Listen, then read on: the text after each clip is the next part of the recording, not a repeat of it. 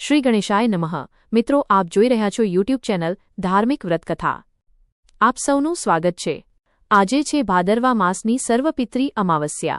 પિતૃમોક્ષ માટે અને પિતૃદેવતાની કૃપા મેળવવા માટે આપણે આ વિડીયોમાં સાંભળવાના છીએ શ્રીમદ ભગવદ્ ગીતાનો 7મો અધ્યાય જ્ઞાન વિજ્ઞાન યોગ અને તેની મહાત્મ્ય કથા।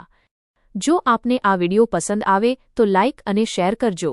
જો આપ પહેલી વખત આ ચેનલ જોઈ રહ્યા છો તો સબસ્ક્રાઇબ કરવાનું ભૂલશો નહીં, જેથી નવા વિડીયોની માહિતી આપ સુધી તરત પહોંચી શકે। ધન્યવાદ। શ્રીકૃષ્ણમ વંદે જગદ્ગુરુ। બોલો ભગવાન શ્રીકૃષ્ણની જય। સર્વપિતૃ અમાવસ્યા અને ગીતાજીનો પાઠ। ભાદરવા માસની અમાવસ્યાને સર્વપિતૃ અમાવસ્યા કહેવામાં આવે છે। આજના દિવસે શ્રીમદ ભગવદ્ ગીતાનો 7મો અધ્યાય સાંભળવાનો વિશેષ મહિમા છે। આજના દિવસે આ અધ્યાય સાંભળ્યા પછી જમણા હાથમાં એક ચમચી જળ લઈને સંકલ્પ કરવો, હે પ્રભુ, મેં આ અધ્યાય જે સાંભળ્યો છે તેનું ફળ હું મારા પિતૃદેવતાઓને અર્પણ કરું છું।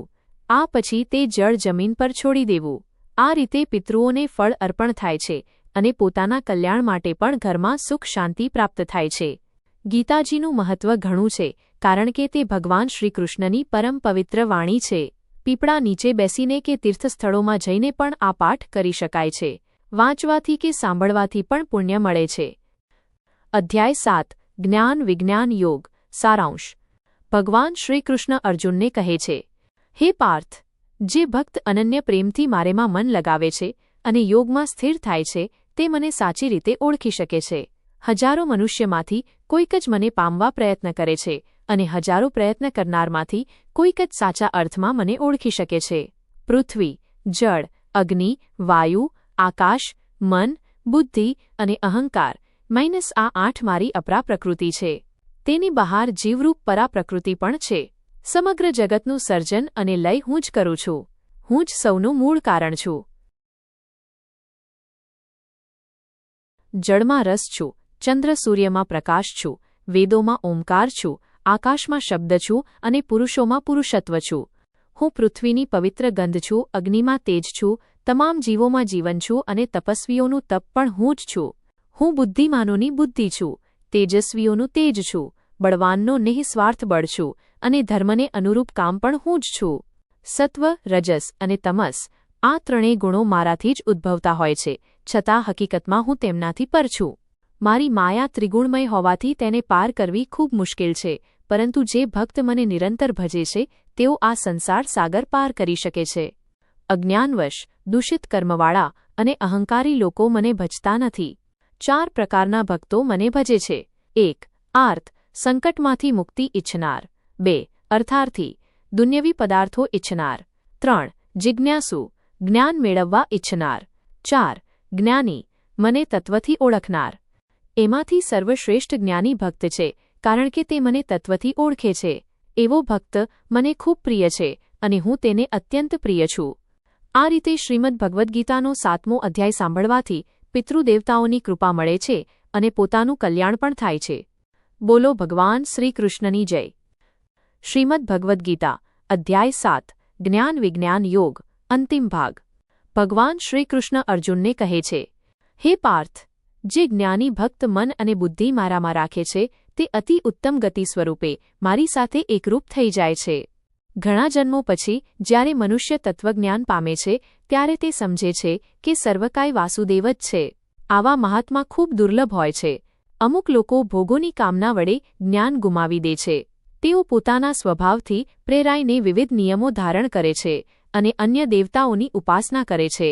જે સકામ ભક્ત જે દેવતાની શ્રદ્ધાથી પૂજા કરે છે તેની શ્રદ્ધા હું જ દૃઢ કરું છું। એ ભક્ત એ દેવતાની પૂજા કરીને મારા દ્વારા જ નિર્ધારિત ફળ પ્રાપ્ત કરે છે, પરંતુ એ ફળ નાશવંત હોય છે। દેવતાઓની ઉપાસના કરનાર દેવતાઓને જ પામે છે, જ્યારે મારા ભક્તો મને જ પામે છે। અજ્ઞાનીઓ મારા અવિનાશી પરમ સ્વરૂપને નથી ઓળખી શકતા। મનુષ્ય મને જન્મ મરણવાળો સમજી લે છે, કારણ કે હું મારી યોગમાયા વડે ઢંકાયેલો હોઉં છું।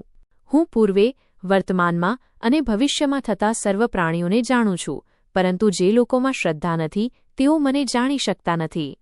ઈચ્છા અને દ્વેષના કારણે મનુષ્યો મોહમાં ફસાય છે, પરંતુ નિષ્કામ ભાવથી ઉત્તમ કર્મ કરનાર, જેઓના પાપ નાશ પામી ગયા છે, એવા ભક્તો રાગ દ્વેષથી મુક્ત થઈ મને સર્વ રીતે ભજે છે. જે ભક્તો મારી શરણમાં રહીને જન્મ મરણમાંથી છૂટવા પ્રયત્ન કરે છે, તેઓ બ્રહ્મને, અધ્યાત્મને અને કર્મને ઓળખે છે. જે મનુષ્ય અધિભૂત, અધિદેવ અને અધિયજ્ઞ સહિત સર્વને મારા સ્વરૂપે ઓળખે છે, તે મને પામે છે.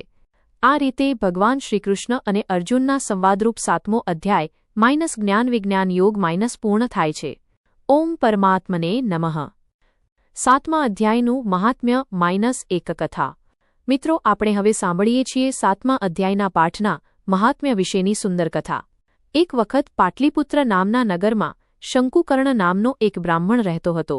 એણે વેશ્યાવૃત્તિનો સહારો લઈને ઘણું ધન કમાવ્યું હતું, પરંતુ એણે કદી પિતૃઓનું તર્પણ કર્યું નહીં કે દેવતાઓનું પૂજન પણ કર્યું નહીં.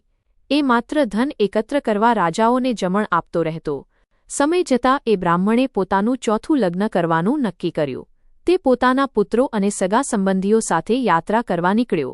માર્ગમાં અડધી રાત્રે બધા ઊંઘી રહ્યા હતા, ત્યારે અચાનક એક સર્પ આવીને એ બ્રાહ્મણને ડંખ માર્યો. સર્પડંખ થતાં જ એવી સ્થિતિ થઈ કે મણિમંત્ર કે ઔષધિથી પણ એની જિંદગી બચાવી શકાય તેવી નહોતી. થોડા જ સમયમાં એની મૃત્યુ થઈ ગઈ. પછી એ બ્રાહ્મણ પ્રેત સર્પ યોનિમાં જન્મ્યો, કારણ કે એની ચિત્ત ધનની વાસનામાં બંધાયેલું હતું. 7મા અધ્યાયનું મહાત્મ્ય કથા અંતિમ ભાગ.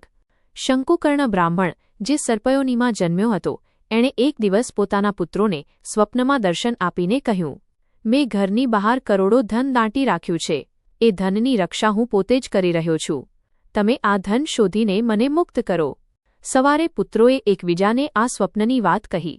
વચેટનો પુત્ર શિવ કુતૂહલથી કોદાળી લઈને બહાર નીકળ્યો. ચિહ્નોથી સ્થાન ઓળખીને એણે ખોદકામ શરૂ કર્યું. અચાનક એક ભયાનક સર્પ પ્રગટ્યો અને બોલ્યો, અરે મૂર્ખ, તું કોણ છે?